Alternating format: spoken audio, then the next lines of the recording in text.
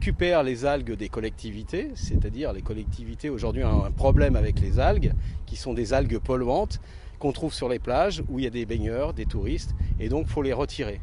Et aujourd'hui, ils les retirent, mais ils les enfouissent. Donc c'est pas écologiquement parlant intéressant.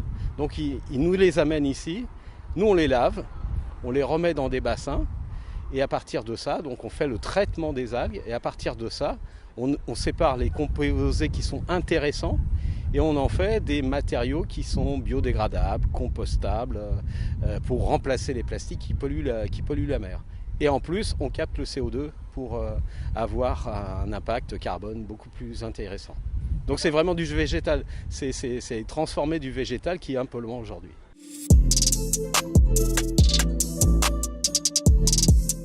Ceux qui sont le plus demandeurs, c'est les gens dans la distribution pour faire des sacs poubelles, mais on a aussi des gens qui sont dans le sport, qui disent nous on voudrait faire des paddles pour aller sur la mer, en algues, on voudrait faire des planches à voile, on va aussi bien dans la cosmétique pour faire des flacons, on va dans l'industrie potentiellement pour remplacer beaucoup de conducteurs d'énergie, on peut être partout en fait, nos applications sont infinies.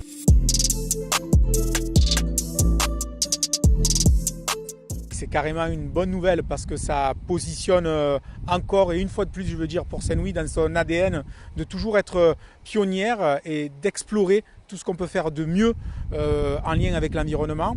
Et Eranova, c'est quand même un sujet qui est fabuleux. C'est-à-dire qu'on va débarrasser nos voisins de l'étang de Berre de ces algues qui leur causent des problèmes et qui nous coûtent de l'argent pour les évacuer et pour s'en débarrasser.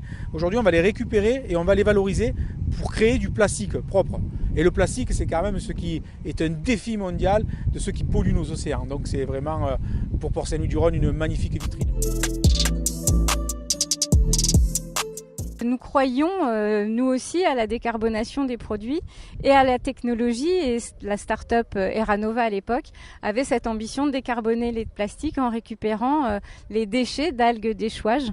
Et dans le cadre de la reconversion de la raffinerie de la Mède et de ce site industriel qui est un véritable ancrage territorial dans cette région, nous étions en train de transformer notre site industriel qui se tourne et qui devient une vraie vitrine des nouvelles énergies avec une ferme solière, une fabrication de biocarburants, demain une unité d'hydrogène vert. On était tous les deux, Eranova et Total Energy, dans la même dynamique de transformation vers la décarbonation pour arriver vers la neutralité carbone